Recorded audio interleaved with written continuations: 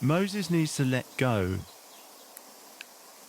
of Israel's future into the hands of Joshua, who is an unburdened leader. Unburdened leader is I don't know what the actual phrase was I heard in this talk I've just been listening to on Va'et Kanan, and he pleaded. But part of the discussion was about the text being turned on its head when it comes to Moses, and the phrases such as, "It is enough, Moses, it's enough, don't ask me anymore, am I going to go in? You're not going in."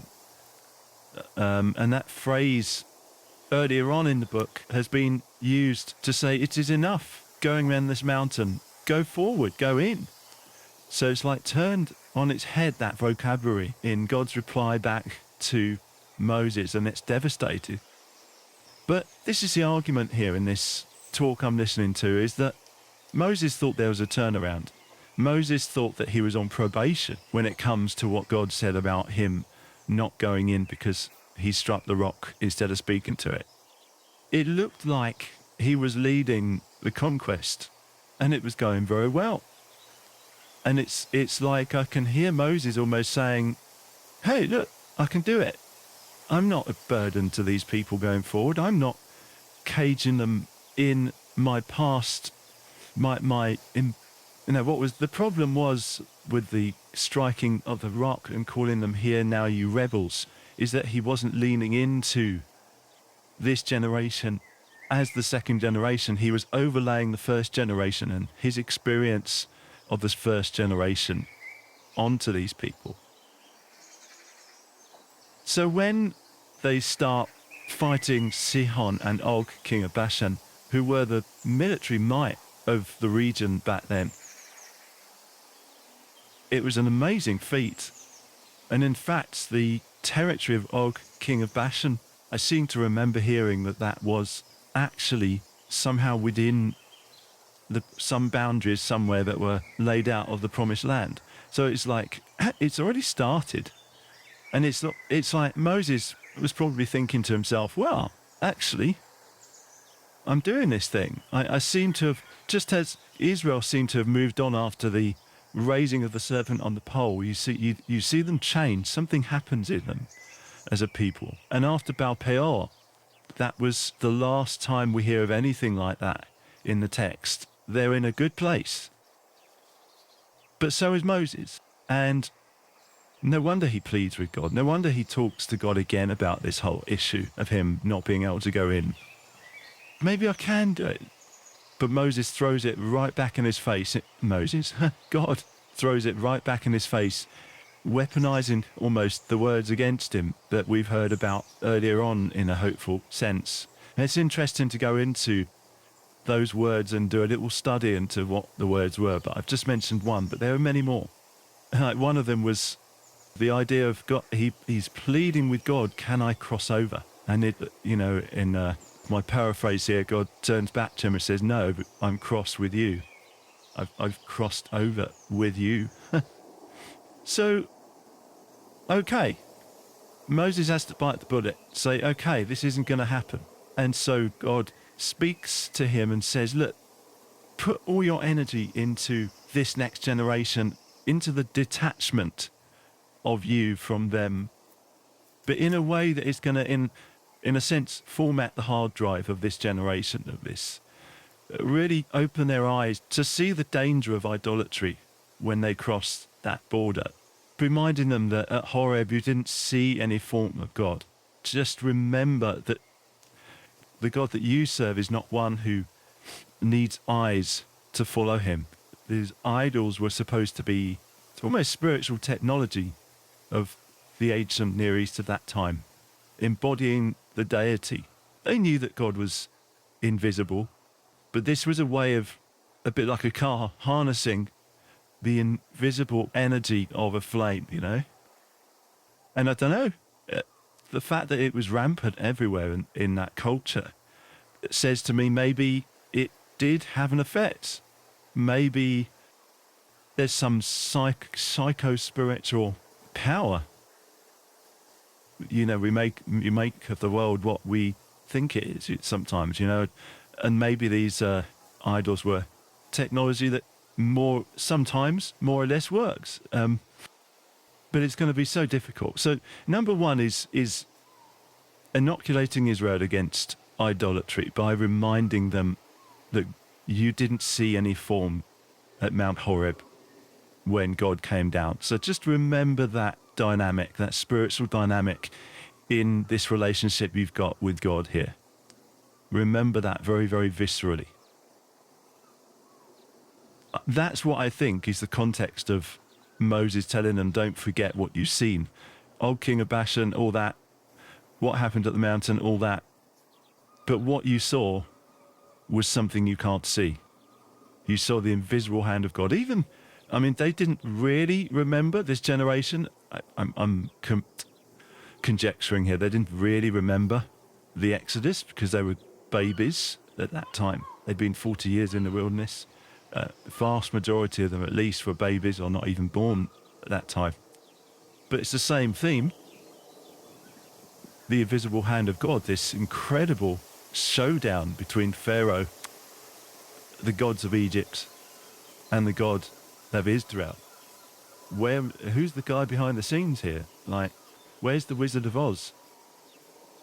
Who is this energy, this God decimating Egypt in order to release them from it? Invisible again. But I want to shift here. This is the bit that got me. Empowering Joshua. Inoculating Israel and empowering Joshua. That's what's going on. This unburdened leader. And I just saw that as a dynamic within myself. Let's start with myself, but I think this goes out further. There is an unburdened leader within me, and there is a burnt out leader within me too. We call it maybe the flesh and the spirit. We call it maybe the first Adam and the second Adam. Joshua, Yeshua, God's salvation is within me, alongside a burdened and a crossed over leader within me. It's like, I just saw that dichotomy there, that it's almost like God has crossed over this part of me inside, this that wants to go in but really can't. It's too burdened. It's a bit like David, who couldn't build the temple. There was too much blood on his hands, and we get to a point, I find, and I'm finding this with some deep hopes at the moment, being very honest here. I've given up. It's been too much of a burden for me. These hopes are still my desire, but my desire is coming from a place almost of not believing, a place of giving up. And I don't know whether that's healthy or not healthy. I don't know. We'll find out. I have a sense it's healthy, actually. But I've never been here before. I've never been at this place of actually giving up. And I think there's a sense of burden about that. I think there's a sense of, I'm getting older, the window is missed, and it's devastated, to be honest. But it's also a real wake-up moment in a really, really good way, in terms of there's a new leader within me who is unburdened, who has the energy. I'm thinking, even with having kids, I'm getting older. There's a 2-year-old that we went on the weekend, and she had the most endearing laugh, and she said, well, go and play with her. And I'm like, I don't have the energy. It just kind of I just woke up to it. Thought, I don't want to go over there and play with her, because I just don't have it's going to wear me out. And it's just, anyway, that's just an aside. But I can do all things through Messiah who strengthens me. Messiah within, who is, as we know, that the Messiah is named. And it's a spiritual dynamic. Yes, it was a person, but the greatest thing about names in the Hebraic thought is they embody the spiritual dynamics of the invisible.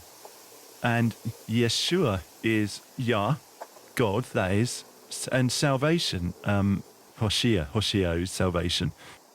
God is salvation. And in a sense, Yehoshua is a prefix. It's a yud before Hoshea, which turns it into an imperfect kind of future tense.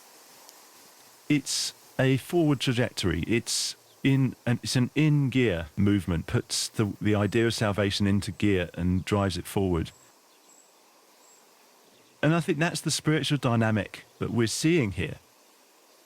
Joshua is the in-gear forward motion of the salvation of God of Hoshea. And salvation of God is a very practical, moving reality, as we've seen with leaving Egypt. It actually embodies a change of state for whoever is on the receiving end of this movement energy of Hoshea, of salvation in your life. And here salvation is going to become a person, and that person is going to move Israel forward into the land of promise, into all that they were designed for, generationally, for the sake of being a light to the nations. And this is where it turns within me. What does it look like for me to, within me, hand over that which God has for me, the goodness that I see that I've given up on, I'm too burdened to be able to go into because of experiences, because of the long war of attrition in a sense, with the things I struggled with, that I'm completely burnt out with at this time in my life. What does it mean to give that over to Joshua? What does that mean to give it over to an unburdened leader? And I think if we can see the presence of God within us in the sense of Joshua and what that Hebrew word means, Hoshea, it's that cry, by the way, it's Hosanna, Lord save us, that they shouted to him, Hosanna. It's like, Lord save us. It's that cry, a visceral cry from within us.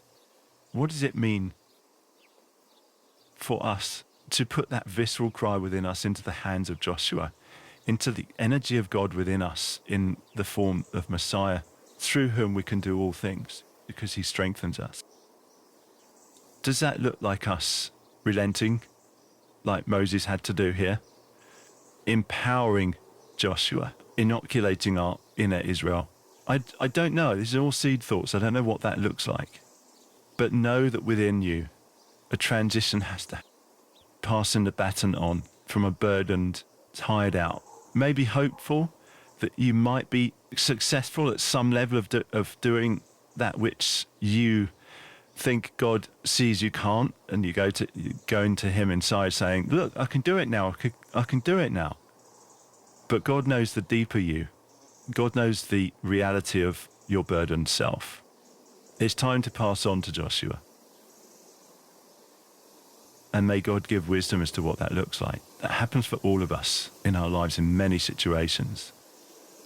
What are you crying out for? Hosanna, save us. In the days of Yeshua, in the first century, as he was coming into Jerusalem on a donkey, which is a very, very stark image of an earlier prophecy that said, your king rides in on a donkey. It was hopeful. It was released from the tyranny of the Romans. It was the return of the kingdom to Israel. And here we have a king, and the cry is, save us. But they didn't even know where that save us was coming from within them. And I think Yeshua knew that too. He was constantly trying to have higher conversations. The disciples, who's going to be the leader here? The zealots. Who's going to save us from the Romans? Who is this Messiah? Who is this guy? He's died now. We'd lost all hope of everything we thought. You're in a lower conversation there, folks. You're Hosanna, but crying out from within you. It doesn't even know what it's crying for. On a patterned level, you could work your way back. Release from the Romans. What were they really asking for there? Yes, they're asking for the kingdom to be restored, but in order for the kingdom to be restored, a lot had to happen in the nation. In fact, exile had to happen, and that's really sad. But that's what it looked like. and sometimes that's the forward motion of Yeshua within us, is that it begins with exile. And maybe it begins with embodying giving up, whatever that looks like. But maybe it also means, in the words of Jeremiah 29, verse 28, when Israel were in exile, look, you're going to be here a while. Plant vineyards. Cause the environment around you to flourish. Don't give up here. Know that you're going to return when your time is done. What does it look like for exile to become a place of flourishing? Maybe it looks like a place of growing the nation, making sure the next generation is healthy before it begins to enter in again to the promise that God cyclically always has for them up ahead. I think we've got to start thinking generationally, to be honest.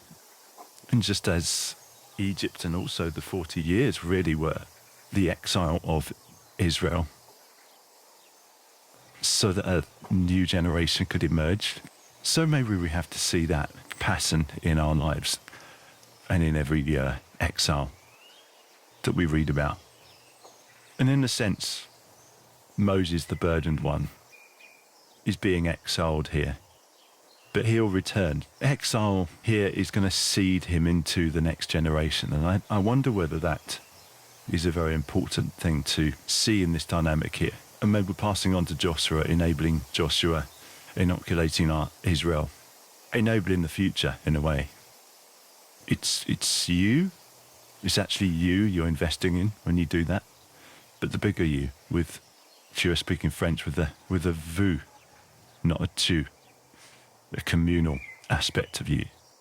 I don't know, just thoughts this morning as I came in listening to this discussion about Vaed Canaan.